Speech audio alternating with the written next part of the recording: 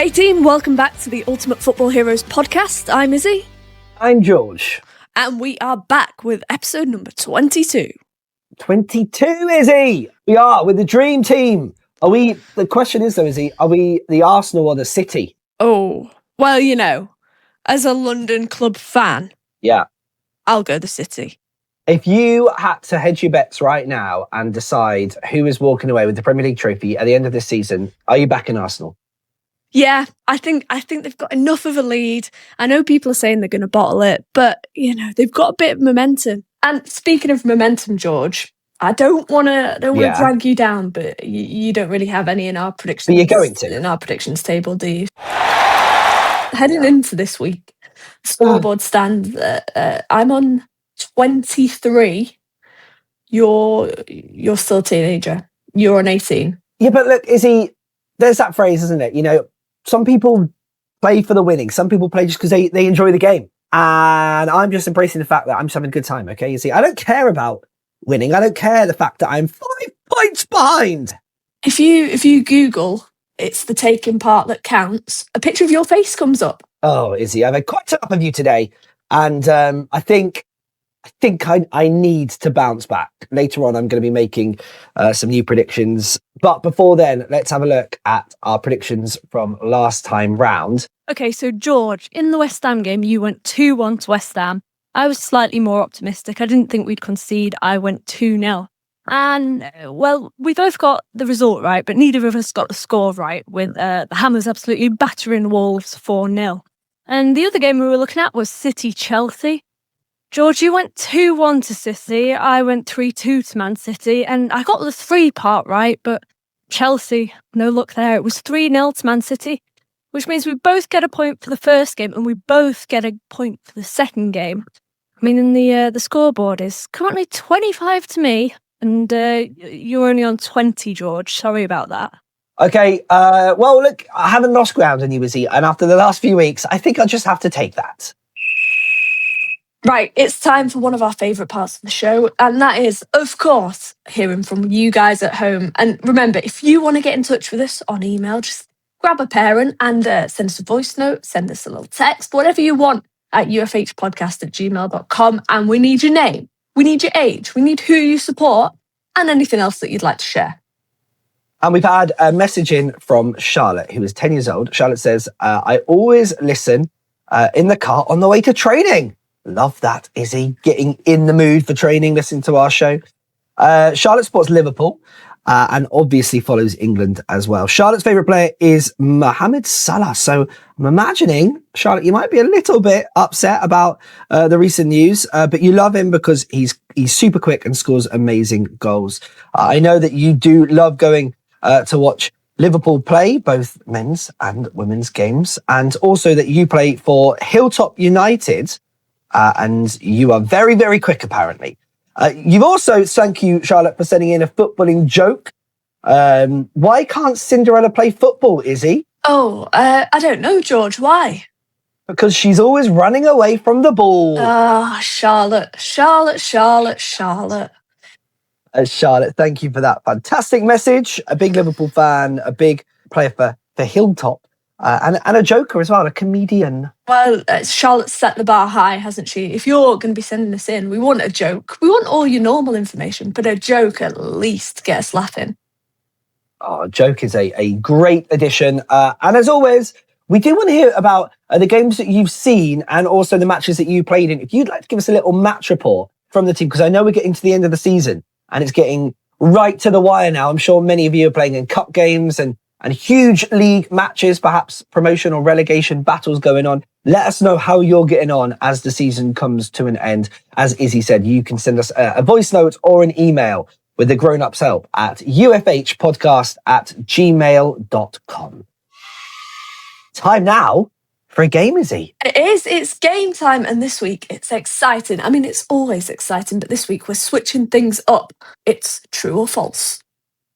Okay, we are shining the spotlight this week on one of the most incredible footballers in the world right now. She plays for Manchester City. She is the WSL's all-time top scorer. That's right, all-time top scorer. And she just scored a hat-trick a few weeks ago in the WSL. There is no one else it could be. It has to be Bunny Shaw. And speaking of hat-tricks, and last week we were speaking about Haaland, the hat-trick hero for Man City men. Is there something in the Man City training ground that is breeding these hat-trick scorers?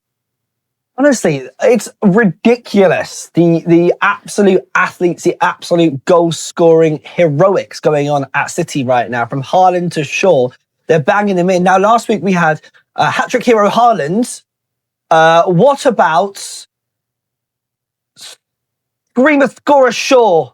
Doesn't work quite as well, does it? No, I didn't know whether we went for like football bonanza bunny or maybe we can work on it together and come back with a better one. Let's workshop it. Any ideas, very much welcome. Please, here is how this game will work. We're going to take turns reading out statements all about Bunny Shaw. Some are true, some are completely made up. You need to shout out true or false to each statement, and everyone at home play along, keep count of how many you get right. Shall we do it? Right, I've done my stretches. I'm ready. Let's go. Statement number 1. Bunny Shaw got her nickname Bunny because her brother said she loved eating carrots and had front teeth like a rabbit. Classic brother love there, right? Statement 2. Before becoming a striker, Bunny originally played as a goalkeeper. Next up, Bunny once scored 13 goals in a single international match. Bad day for the other team's keeper there. Statement 4. Jamaica's women's team is called the Reggae Queens. And statement 5, Bunny Shaw helped Jamaica become the first ever Caribbean country to qualify for the Women's World Cup. An amazing achievement there. And finally, statement 6. Bunny Shaw's fastest ever WSL hat-trick took just under 15 minutes. Ridiculous if it's true. That is the question. So have a think. We shall reveal the answers after this break, where you might hear some ads. Okay then, Izzy, we are playing a big Bunny Shaw true or false game. Let's go through the answers. Let's find out whether these statements are true or false. You know, it would have made more sense, George, if we'd done this like a week ago when it was Easter. Yeah, that would have. It's a good idea. Can we go back in time and maybe Bunny game? Just looking around to see if I've brought my time machine with me, and I think I left it somewhere else. Sorry. Oh, not again. Yeah, that's my bad. Right, shall we have a look at some of these answers? Statement 1. The nickname came originally from carrots and rabbit teeth from her brother. That was actually true. Her brother, Kentado, gave her the name when she was little. She actually hated it at first, but eventually grew into it, and now everyone knows her as Bunny. I wonder why she hated the nickname Bunny, because she had rabbit teeth and liked eating. I mean, the carrots obviously did her well, because now she's a professional athlete. Yeah, exactly. Okay, our second statement was that she originally played as a goalkeeper, and that was completely false. She was a midfielder originally, not a goalkeeper. She got moved to striker when she was playing at university in America. And for the City fans out there, thank goodness she did, because she is not. Yeah, and on that note, statement 3. Did she score 13 goals in one match? Surely not. Yeah, she did. Against Guadeloupe in 2018. 13 goals in one game. You know, when I play FIFA, I can barely score 13 goals, like, in pretend football. That is absolutely madness. Okay, our next statement is that Jamaica's team is called the Reggae Queens. That's completely false. They're called the Reggae Girlz with a Z. Important to add. It does make it 10 times cooler, doesn't it? Statement 5 was all about Jamaica becoming the first Caribbean Statement 5 was all about Jamaica becoming the first Caribbean country at the Women's World Cup. And that was true in 2019. On the Reggae Girlz, yes. Yeah, that Z made all the difference. They qualified in 2019 and they went even further in 2023, reaching the knockout rounds without conceding a single goal. The Reggae Girlz, clearly the real deal. And finally, statement 6 was that the fastest WSL hat-trick came from Bunny in under 15 minutes. And that, Izzy, it's absolutely ridiculous. No one could possibly ever score a hat-trick in under 15 minutes, could they? So that's false. George. Yeah? I think it might be true. It's what? It's true? I think it might be true. And it wasn't just under 15 minutes. It was 12 minutes and 37 seconds against Tottenham just 3 weeks ago. What? That is a WSL record. It's a 4th hat-trick in a row at home against Spurs. That is, I mean, quite literally unbelievable, but insanely good from Bunny. And not great if you're a Spurs fan. Now, there isn't a Bunny Shaw Ultimate Football Heroes book yet, but you need to be watching this space. With stats like that, it's surely only a matter of time. And then we'll really be testing your knowledge. We'll be taking facts, statistics from the book, and we'll see if you can keep up. There are some brilliant stories in there already, though, so head over to Ultimate Football Heroes to check some more out. Yeah, absolutely. Okay, how did you get on? Did you get 6 out of 6? Some of them were quite tricky. I failed, obviously. Some of them were quite unbelievable. As always, do let us know how you do at ufhpodcast@gmail.com. Izzy, I don't know if I even want to utter these words, but are you ready to make some predictions? Yeah, you just said about failing all the time, and this is a good example of failure in the face of adversity. So should we have a look at our prediction match this week? Yeah, I am up for predicting any game as long as it does not involve my team, Nottingham Forest. George.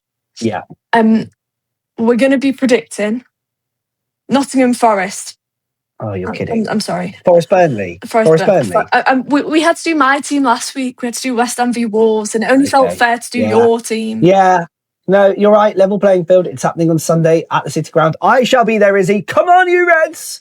Come on. You know what? As a West Ham fan, I have to support the Claret and Blues, which are Burnley in this situation. I get that. We're in a relegation battle against you. Burnley are always a tough team. They found a bit, they found it a bit difficult in the Premier League this season, but they pulled some good results out the bag. You cannot rule Burnley out. It's going to be a tricky one. Forest have played a lot of football recently. We've had 2 European Cup games along with Premier League games. So we have played a lot of football. I'm a bit worried because our squad depth isn't particularly huge. So I'm a bit concerned about this game. Yeah, well, I'm a bit concerned that you're creeping away. You're creeping away from the relegation zone, position by position. Currently 16th, which I don't know how I feel about, because I liked it when you were like 18th, 19th. That was reassuring me. But now you're leaving us behind.